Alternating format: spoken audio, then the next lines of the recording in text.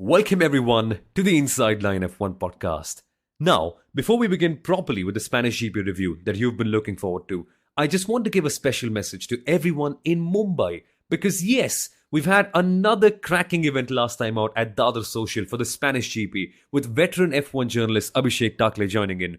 We had an amazing pre-race interaction with all of our attendees and also a fun post-race review with an F1 simulator there as well and a very special quiz by F1 Stats Guru. And we're planning to do more of these. So for the Canadian GP, stay tuned for more of this because we'd really love to engage with you and have a fun community interaction with everyone in Mumbai as well. So for more information, you can check out the links in our description to follow us on social media so that you can be updated. But trust me, these events are going to be a lot of fun and a lot more of them are coming soon. Now, back to the episode.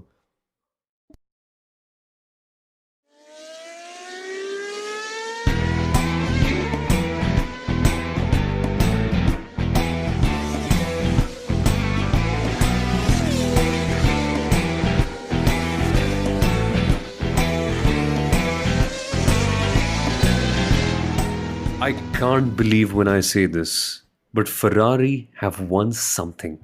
Something. After so many years, after 2008, the first time in history, Ferrari have won something. They have won the 24 Hours of Le Mans. And we can only hope and pray and dream that something similar will happen in Formula One as well. But not this weekend, let's be very, very honest with ourselves. Because this weekend is just going to be another opportunity for Red Bull Racing to flex their muscles. But I'm not here to already disappoint you and tell you what not to watch the Canadian GP for. This is the Canadian GP preview on the Inside Line F1 podcast. And apart from Red Bull's dominance, there are so many other exciting things to watch for from this weekend's racing action. And that is what we'll cover on this episode of the Inside Line F1 podcast. So firstly, welcome along. My name is Somal Arora. I'm the host of the Indian Racing League on Star Sports and also the Driving Force on Disney Plus Hotstar. And as always, joining me is Kunal Shah, the former marketing head of the Sahara Force India Formula One team, and also an FIA-accredited Formula One journalist for the Viaplay network. This weekend, Kunal, Formula One returns to Canada. We had the legendary voice of F1, Steve Slater, join us on the show, and he's come up with so many interesting stories. But this weekend also marks the 50 years of a very important milestone for Formula One. Actually, wait, is that the milestone of Ferrari last winning something? Because that was also 50 years ago in Le Mans. It has been 50 years since the safety car was first introduced to Formula One. And since I'm also a marketer, I actually thought of a very funny way of putting it. 50 years since the safety car interfered in races in Formula One, since 1973, right? But there's just so much that's happening this weekend. Yes, we've had a regular fortnight's break and, et cetera, et cetera. But you said Ferrari, Le Mans, I think that's going to be the main chatter this weekend. And I think they're going to just stick it up to Leclerc and Sainz and be like, would you guys just rather just jump into the Le Mans car or Ferrari, the hypercar, and drive it, right? And the strange thing is it's Antonio Giovinazzi, the former Ferrari supported driver who literally struggled at Alfa Romeo, against Kimi Raikkonen, who won the Le Mans. And that's why the joke goes that pretty much everybody in Alfa Romeo Sauber now has something except for Leclerc. That includes Kimi Raikkonen, who's a former world champion, Antonio Giovinazzi, 24 Hours of Le Mans, and then Marcus Ericsson, who's, of course, a former Indy 500 winner.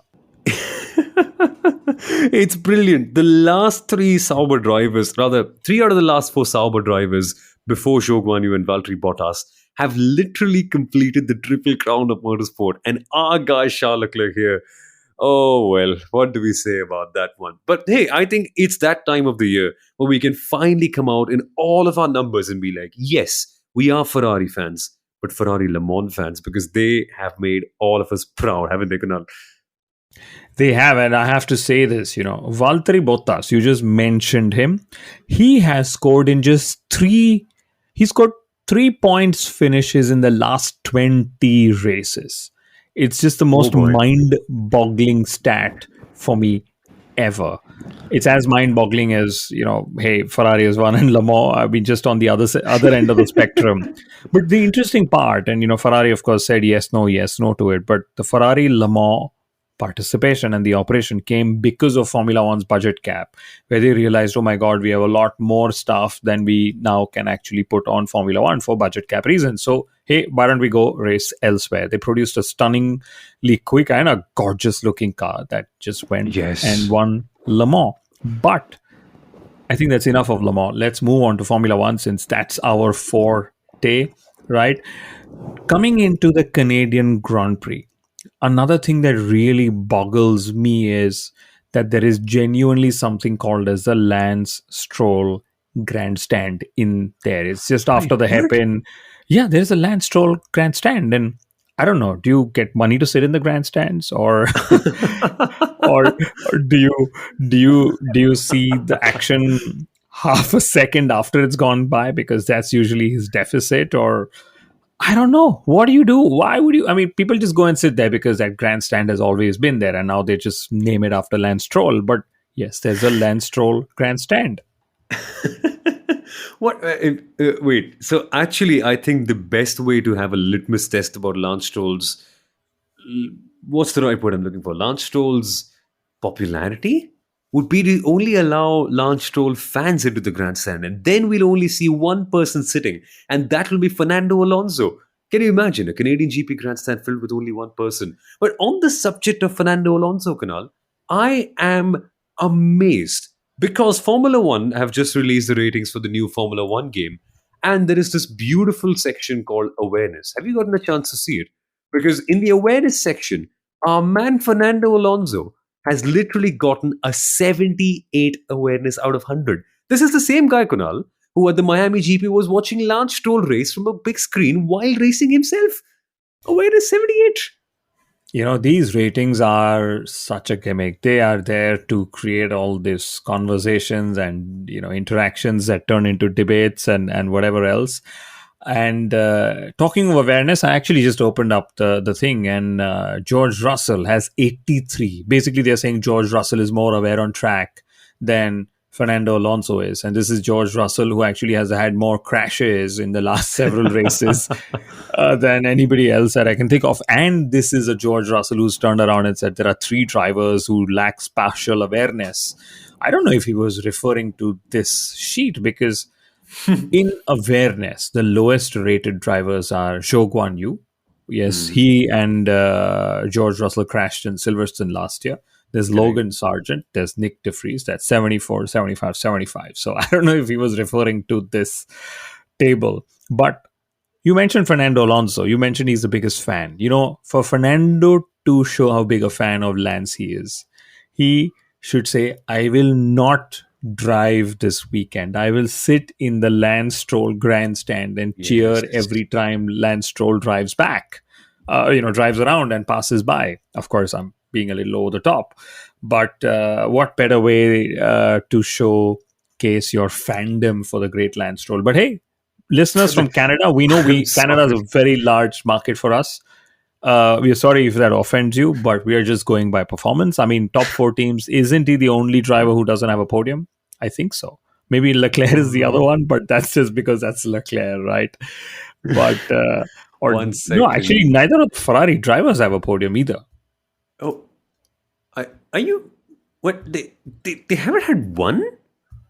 I can't remember. That's how Surely they bad must have this. had one, right? Okay, wow. This really puts our F1 expertise into jeopardy if we can't remember. But again, there's this one incredible dialogue from the show called The In-Betweeners. Again, it's a really fun British sitcom of sorts of four blokes and how they just go about their teenage years. And there's this amazing dialogue in that show where they said, if you don't remember it, it probably wasn't important enough to be remembered, which Yeah. is true. Well, Leclerc had a podium in Baku. He did, yeah. Did he? Or was it a sprint podium that people are showing? I don't know. Either way, No, no, he did, he the did, he did. Remember, he came.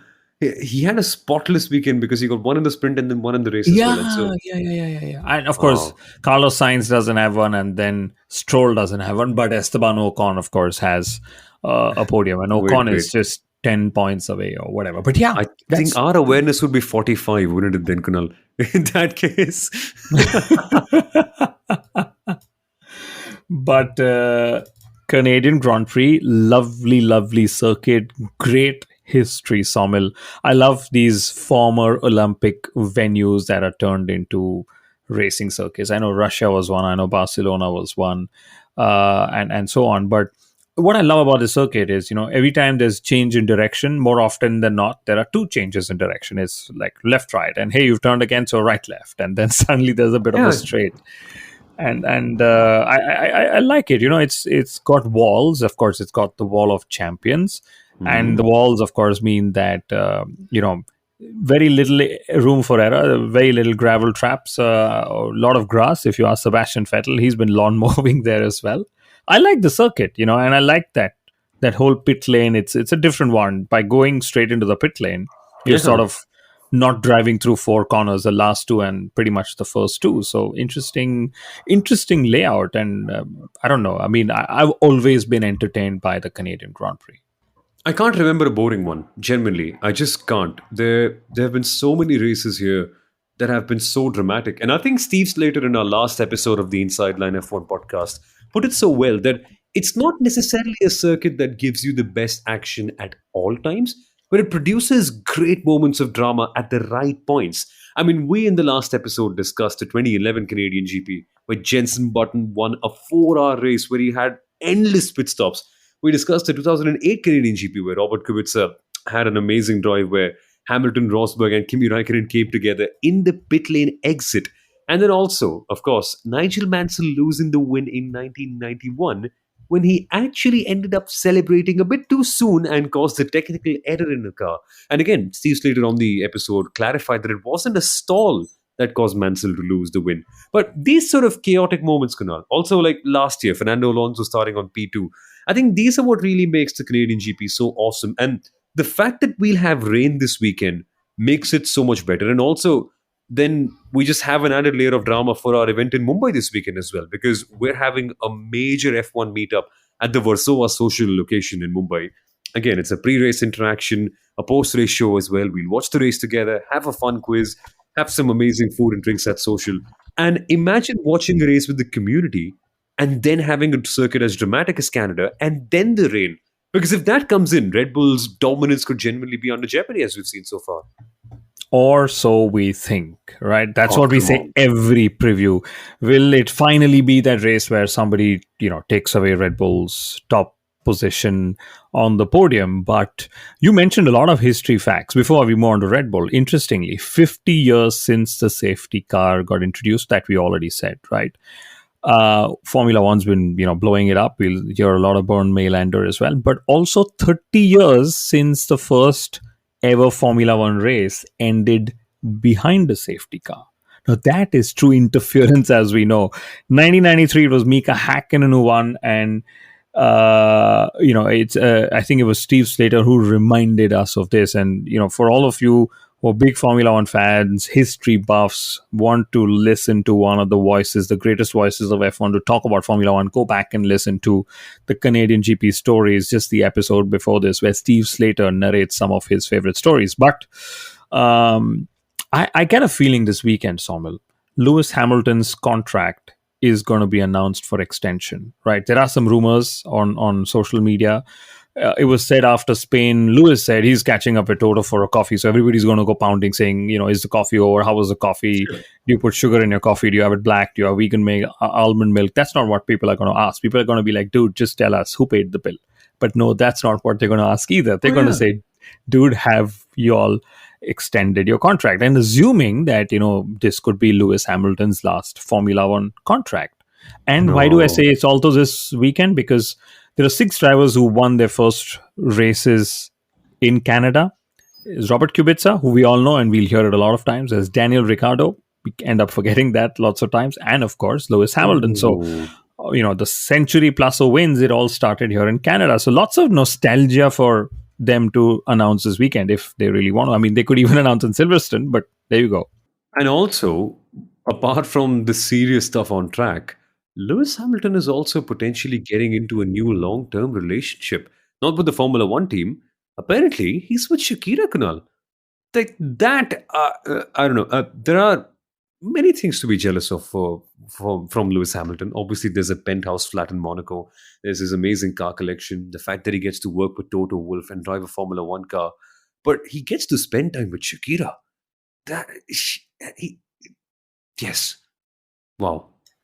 Really? I thought, I wasn't sure where Alonso Swift was going. And that's when the old rivals of the McLaren days are like, you got Swift, I'm going to get Shakira. But, Oh God! you know, What do you remember that? Anything you can do, I can do better. The whole yeah, Hamilton and yeah, Alonso had from 2007. Oh my God! Oh yeah. goodness! Interesting. Yeah. And I mean, you just said what better than spending time with Shakira, assuming that it's a musical life that she keeps living. I mean, then it's probably good. Not that I listen to Shakira, right? Hey, But why do you not, Kunal? It wasn't it? It am was I supposed literally to? like the best music of the 2000s. Shakira, obviously it was. Wait, what do you listen to Really? normally? I don't know. Metallica is my stuff. Armin van Buren, A.R. Rahman.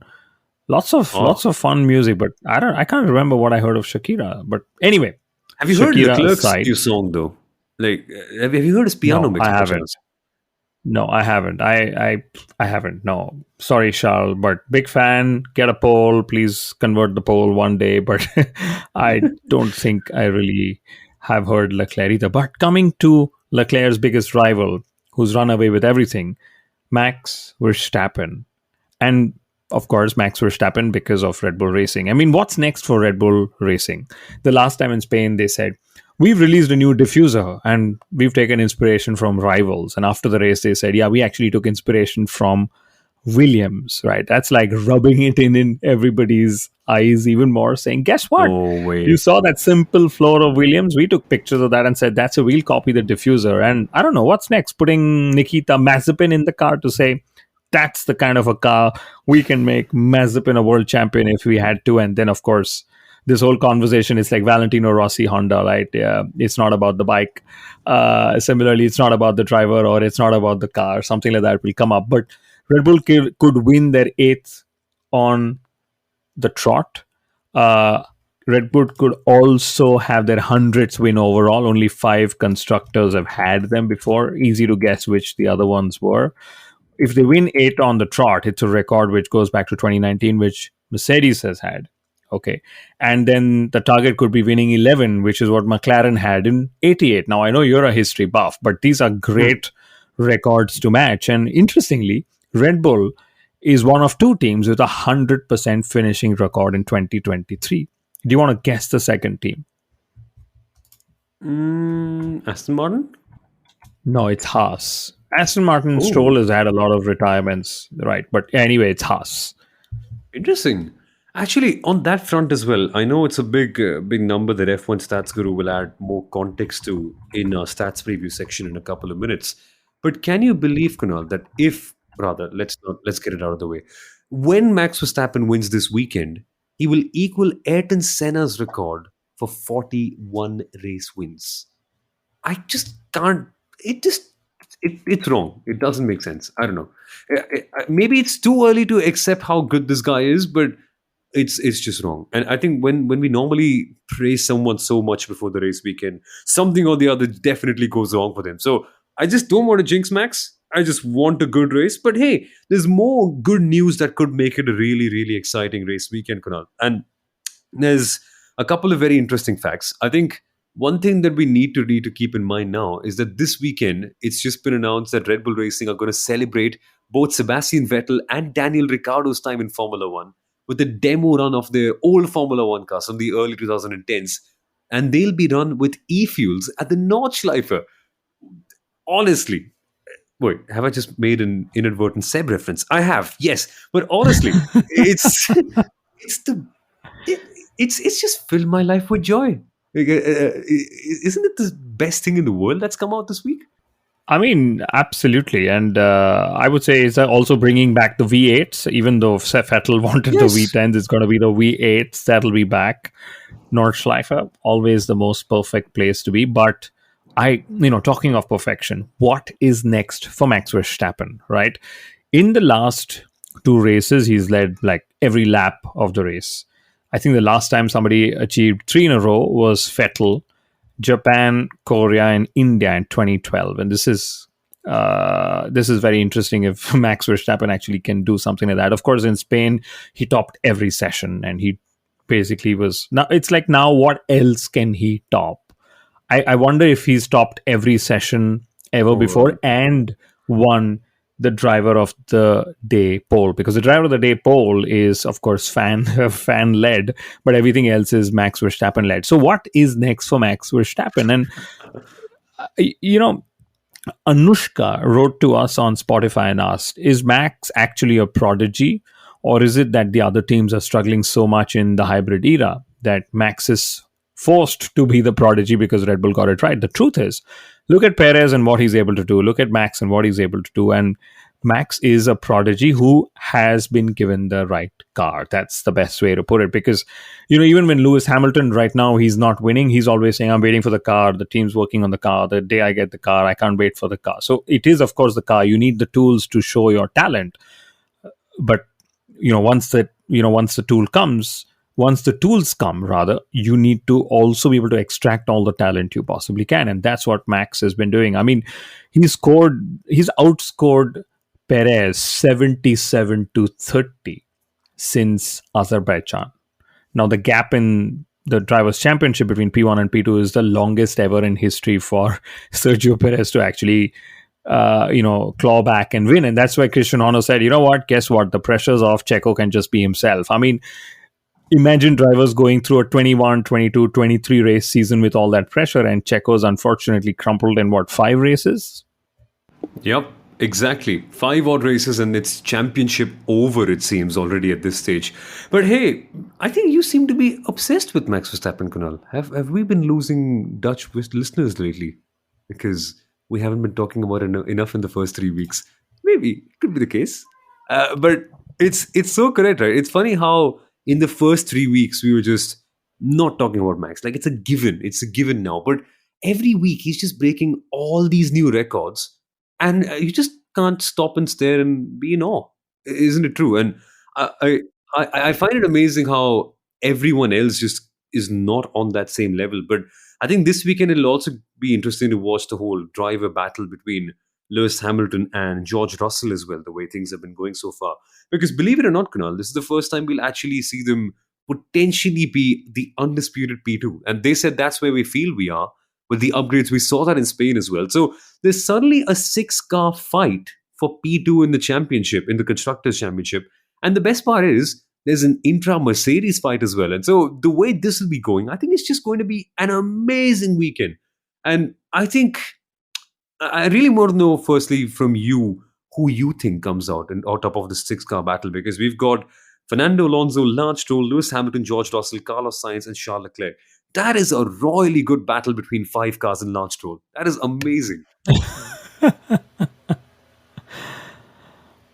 I'll tell you who I'll pick. I'll pick Fernando Alonso to come out on top, because it's Fernando Alonso. And, he said he doesn't want to have a single race this season where he's not on the podium. That's what he said after Spain. Aston Martin are also bringing lots of upgrades to Canada, obviously, home race for Yeah. the Strolls. And very interestingly, Fernando Alonso also said that he wants to crush Mercedes in Canada.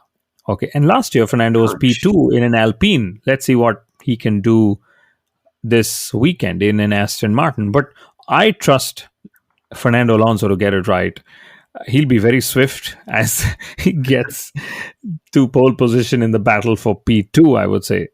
Pole position in the yeah, in the battle for P2. Correct, correct. For a second, I thought, wait, what on earth are you on about? Even though Alonso got P2 in an Alpine last year in qualifying, maybe that could be just a little bit too much to ask for, unless the weather comes in the way, which it might, because the forecast says that there is rain on the cards for Saturday and Sunday. So let's wait and watch.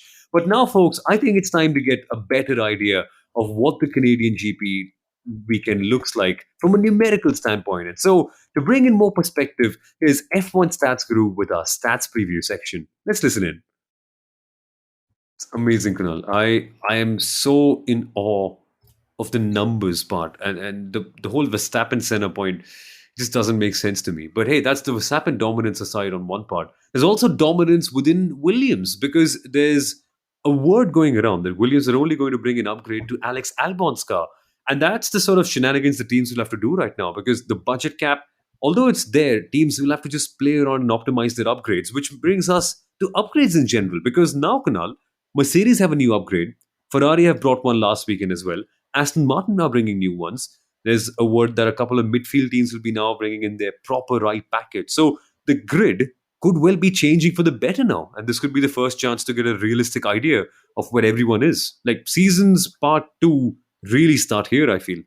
Starts here. We can hype it up all we want, but I don't see much changing. But I like the fact that, all top 10 teams have been in the top 10 in qualifying at least once, which is fantastic. All top 10 teams, or all 10, or not top 10, I mean, there's just 10 teams, right? All 10 teams actually realistically have had a chance of scoring points, which they also have had done that this season. So it is very bunched up. And will the bunch sort of juggle up a little more? I would love so. And you mentioned Albon. Yes, it is confirmed. It is only Albon's car that'll have the upgrade. And I really hope that in their upgrades document, Williams pays the love back to Red Bull and says, this upgrade is courtesy what we saw of Red Bull's floor in Monaco. I mean, Red Bull credited Williams for the diffuser. Williams can credit Red Bull for everything, including Alexander Albon, right? But let's see, it's going to be raining. It's going to be damp. Mercedes will definitely want to prove that Spain wasn't just about the conditions. McLaren would hope that it'll keep remaining cool enough so that they remain a little more competitive. But apart from that, I don't know. I mean, I'm so excited to watch qualifying because this is a really quick circuit. Again, how closely bunched will the whole pack be in qualifying? That's something that I'm always tracking. And if you read my social media, I'm always the guy who's tweeting like, oh my God, this is just a second, 1.2 seconds that the whole bunch is split by. So I'm excited to see what this weekend brings, even though we know that it'll be Max Verstappen on the top step. But everything else is unknown. Yeah, that's what Formula One is these days. Everything is certain. I mean, everything is uncertain apart from Max Verstappen winning at the end. But qualifying is going to be amazing, as you rightly mentioned, Kunal. The gaps are going to be interesting. And the last thing I just want to talk about before we conclude today's episode is just McLaren, because there is such an air of confusion around them.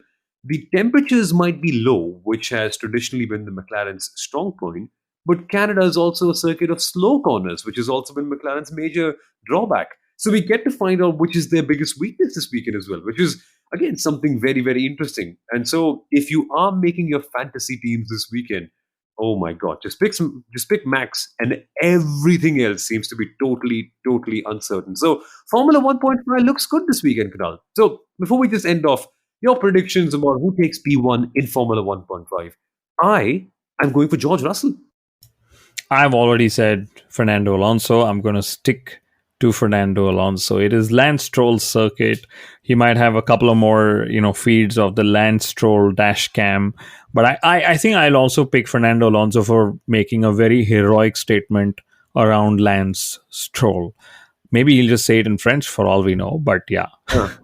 That we'll wait and see. But folks, this weekend, if you are in Mumbai, we would so much love to have you at our live event at Versova Social. It'll be myself hosting it along with one of our really good friends, Siddharth. It'll be a fun interaction pre and post race where we can get to chat Formula One. You get to share your opinions, and we just properly have an F1 community discussion along with the quiz as well. So, in case you're looking for how to join in, click on the link in the description of this episode to register in. But I hope that you join us this Sunday as well. For now, folks, that's about it from the Inside Line F1 podcast. We'll be back with the race review episode on Monday. And if you're in Mumbai, see you on Sunday, everyone. Bye-bye.